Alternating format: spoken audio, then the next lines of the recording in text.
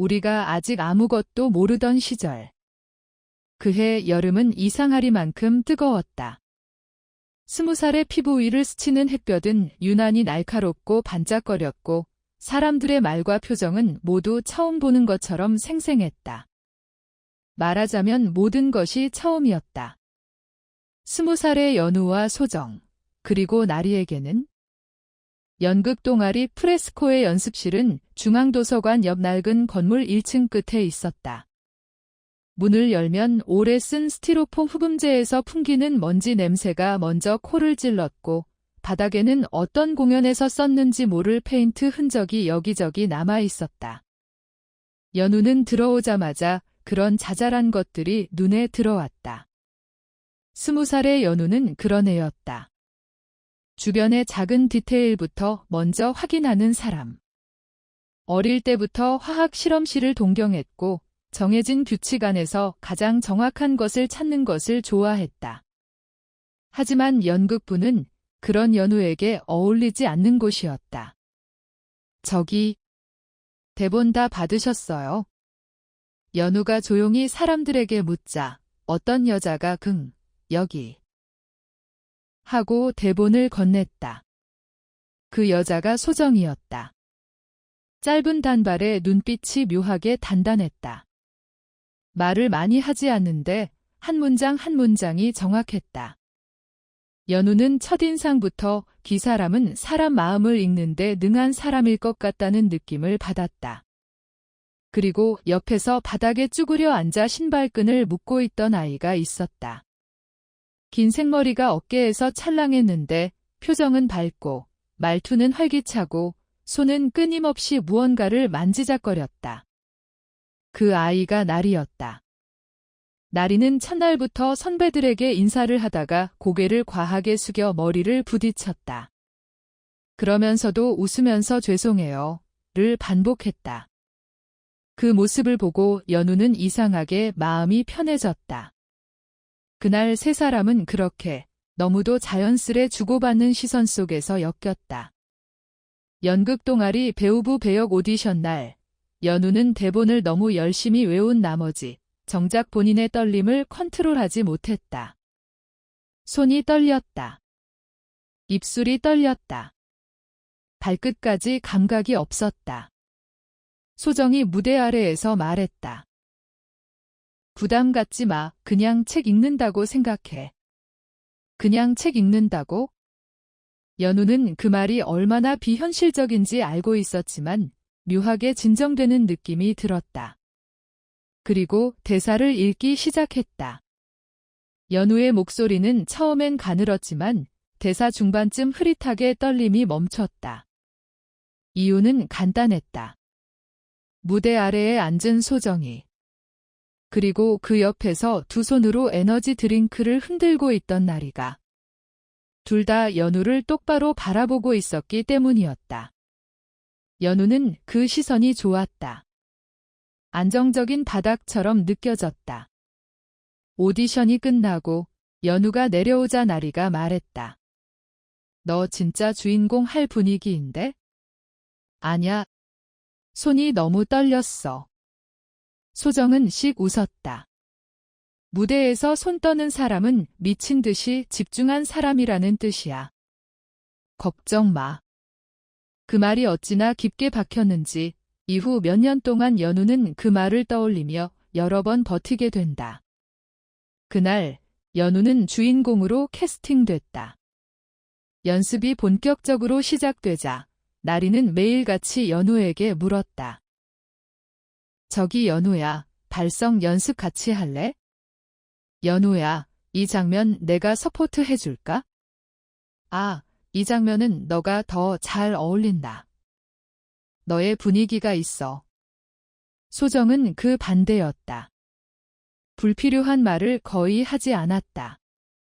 하지만 감정 흐름이 막히면 정확히 짚었다. 너 지금 감정이 입에서만 나와. 몸으로도 표현해야 해. 대사보다 호흡을 먼저 잡아야 감정이 살아. 그 정확함은 상처가 아니라 기준이 되었고 연우는 둘의 도움으로 점점 무대의 중심을 차지해갔다. 세 사람의 관계는 더 깊어졌다. 연습이 끝난 뒤 학교 앞 분식집에서 떡볶이를 먹기도 하고 연우가 기숙사에서 습득한 간식을 들고 아이스링크처럼 차가운 강의실을 헤매기도 했다. 그 시절의 시간은 멈춰있던 것처럼 선명하고 느렸으며 어떤 불안도 아직 찾아오지 않았다. 하지만 여름이 지나가고 가을이 깊어질 무렵부터 나리는 조금씩 달라지기 시작했다. 처음엔 작은 것들이었다. 연습을 빠지기 시작했다. 단톡에서 답이 늦어졌다. 밝았던 표정에 미세하게 그림자가 드리워졌다. 어느 날은 급하게 뛰어오듯 연습실에 나타났다. 연우가 물었다. 괜찮아. 무슨 일 있었어? 아냐. 완전 괜찮아. 나리는 웃었지만 숨이 깊었다. 마치 오래 달리다가 도착한 사람처럼. 소정이 조용히 물었다. 나리야, 요즘 많이 바쁘지?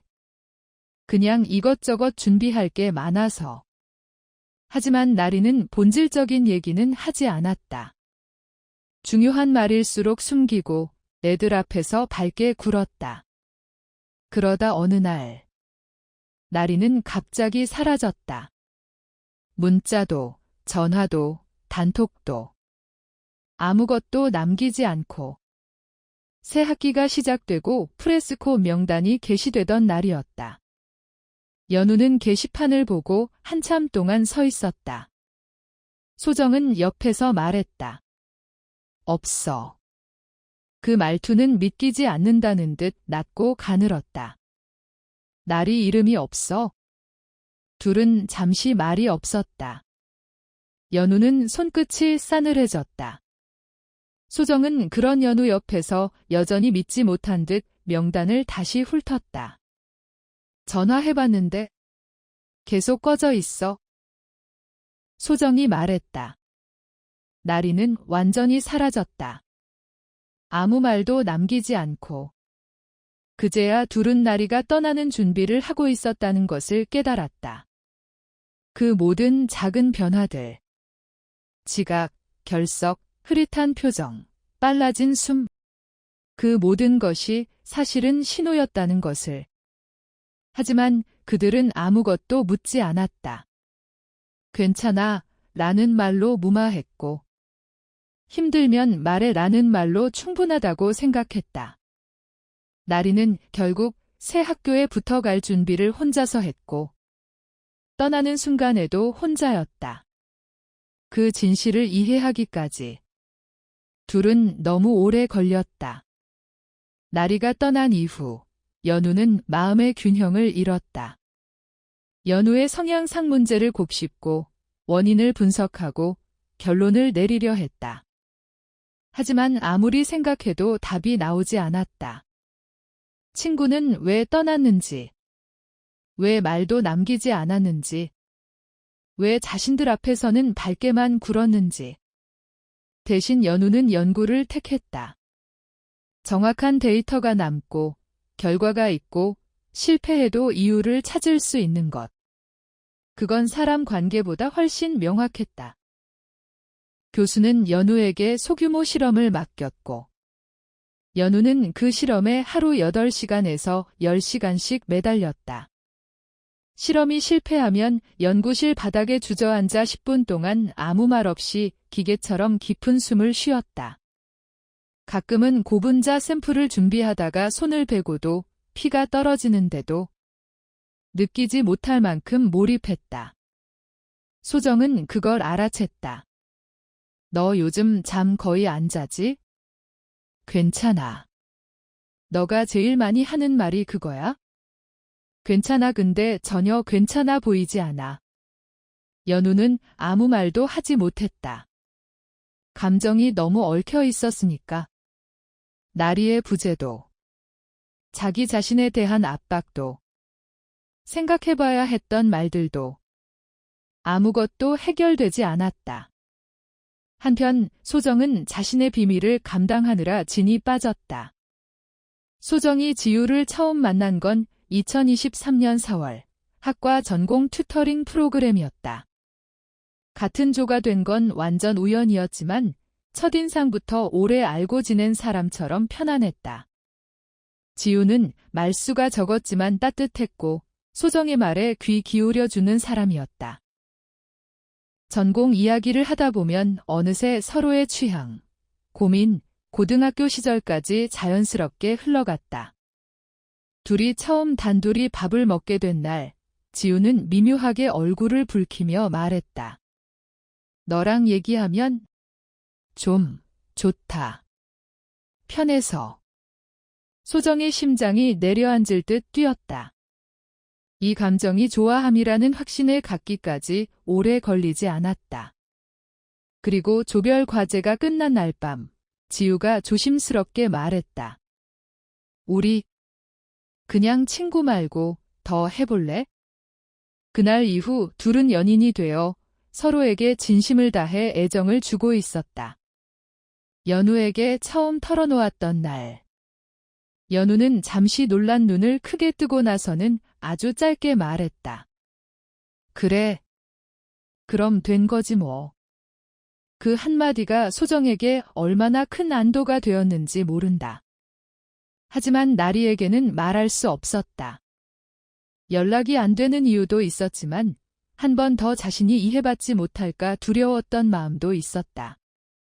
그리고 어머니와의 갈등은 소정을 더욱 지치게 했다. 너 그러다 인생 망쳐.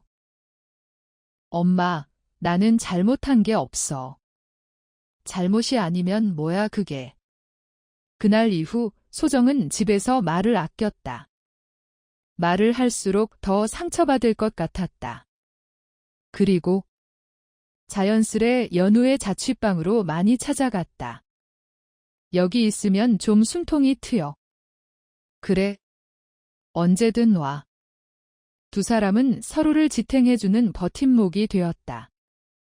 그러나 나리가 사라진 그 공백은 둘에게 오래도록 말 못하는 그늘이 되었다. 3월의 캠퍼스는 새 학기 특유의 밝음과 서늘한 긴장이 동시에 흐르고 있었다.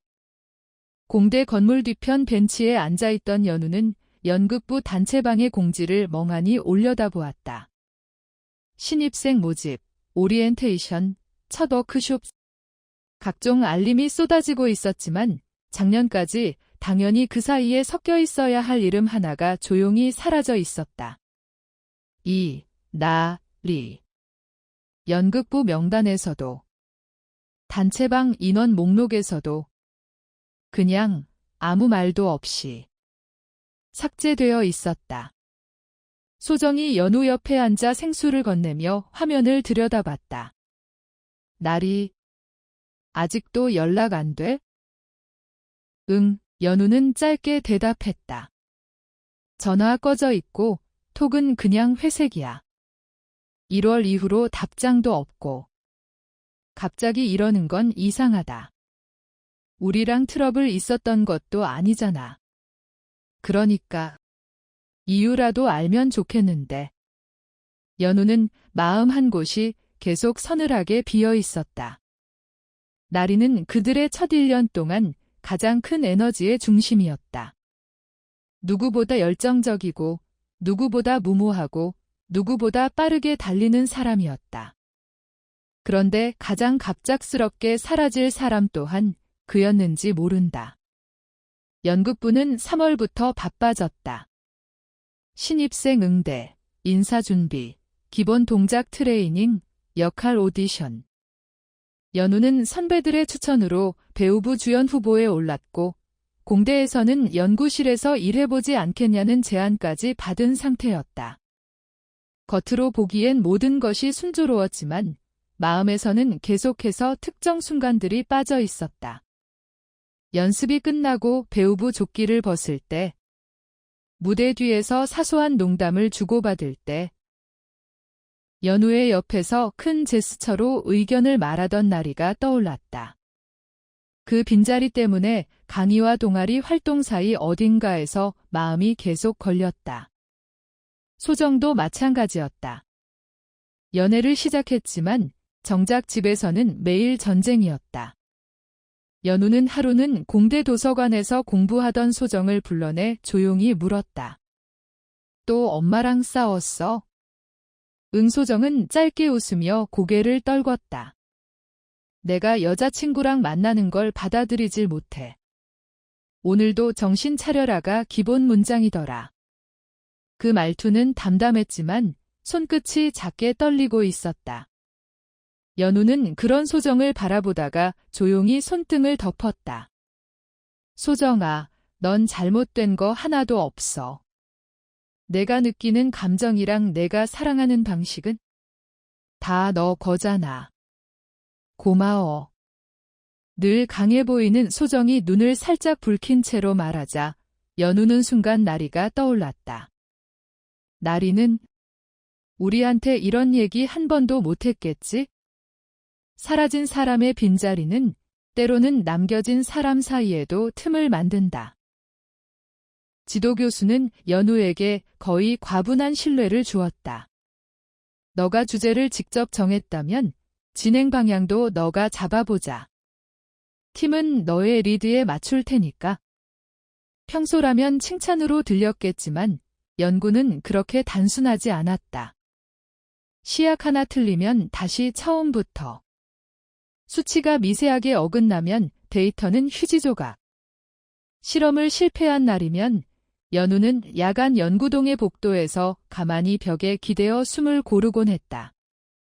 내가 정말 하고 싶은 게 뭘까? 누구보다 성실해서 남들이 기대를 더 얹어버리는 사람.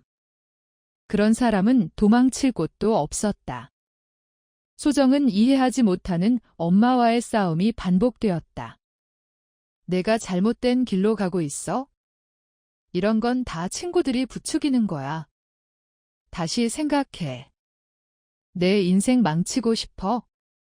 그 말들은 소정을 피곤하게 만들었고, 지치게 했고, 결국 감정을 닫아버리게 했다. 어느 날 밤, 참다 못해 집을 나와 전화를 걸었다. 연우야, 나 그냥 너무 숨막혀. 어디야? 내가 갈게.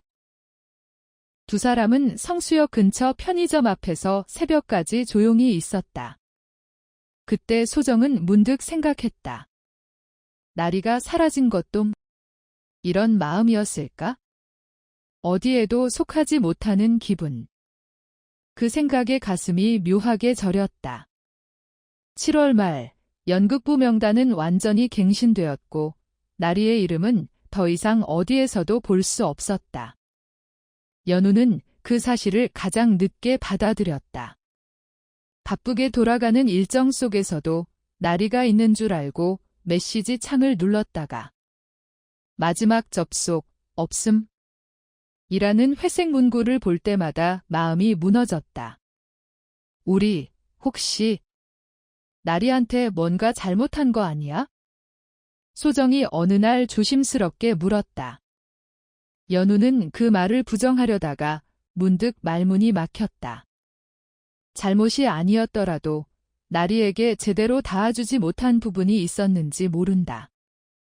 정말 이유를 모르니까 더 무너졌다. 9월 어느 오후, 연우는 공대 도서관에서 팀 미팅을 마치고 계단을 내려가고 있었다.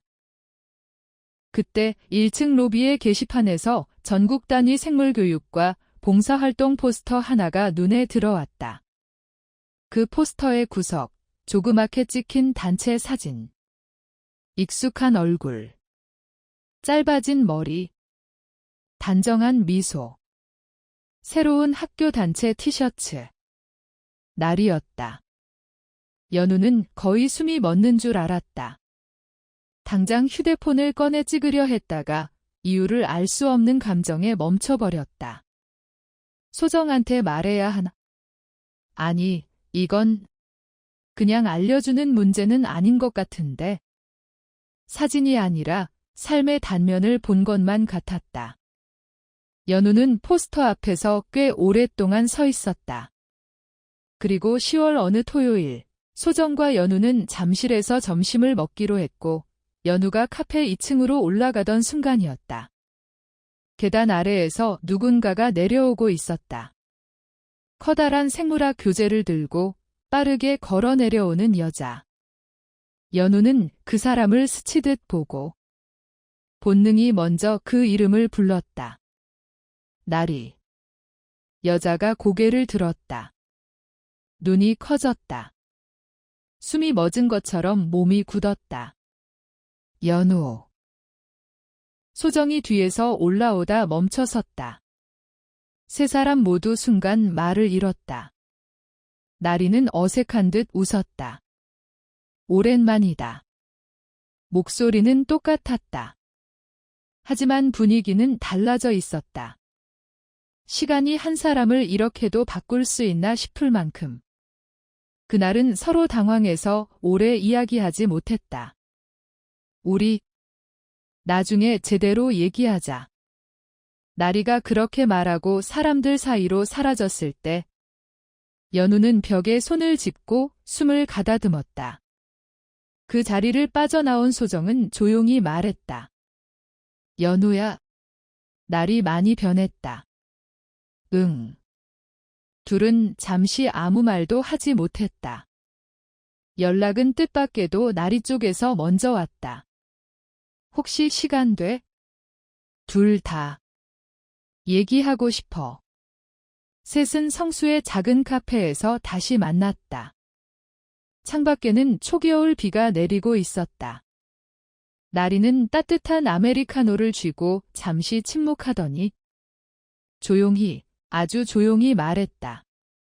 미안했어. 연우는 심장이 멈춘 듯 가만히 그 말을 들었다. 아무 말도 안 하고 사라져서. 그게 얼마나 엉망이었는지. 나도 알아. 소정이 숨을 들이켰다. 근데 왜? 나리는 오래 고민한 사람처럼 천천히, 단단하게 입을 열었다. 그냥 여기에 있는 게 너무 힘들었어. 학교도, 사람들도, 나 자신도.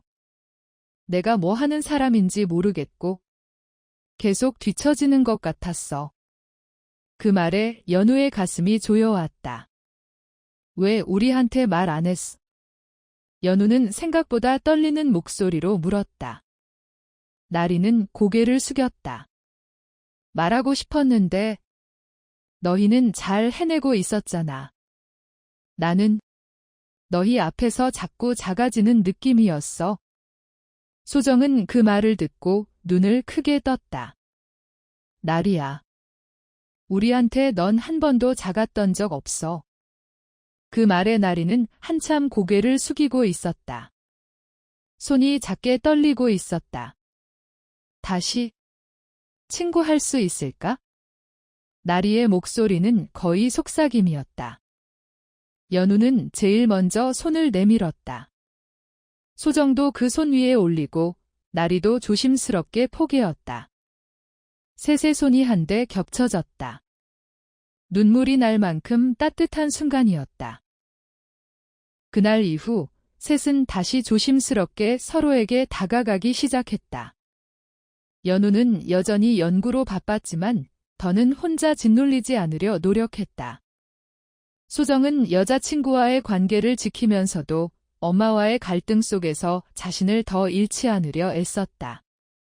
자신의 연인 관계에 관해 조심스레 나리에게 이야기했고 나리는 대수롭지 않게 생각했다. 오히려 진심을 다해 응원해 주었다. 나리는 새 학교에서의 일상을 이야기했고 대외 활동과 교육 프로젝트로 바쁜 나날을 보냈지만 예전처럼 불안해서 달리는 모습이 아니라 진짜 하고 싶은 걸 향해 가는 모습이었다. 어느 늦은 12월 밤, 3시 근처 호수에서 걷고 있을 때 소정이 말했다. 우리 내년에는 좀 덜 아프자. 연우는 웃으며 고개를 저었다. 아마 무리일걸? 나리가 피식 웃었다. 세 사람은 밤 공기 속에서 서로를 바라보며 웃었다. 그 웃음 속에는 1년간의 상처, 사라졌던 시간, 다시 이어진 손, 그리고 앞으로의 계절이 다 담겨 있었다. 그들은 완전히 달라졌지만 그렇기 때문에 오히려 더 단단해졌다. 2023년의 겨울은 이렇게 끝났다. 그리고 세 사람의 이야기는 이제 진짜 다시 시작되고 있었다.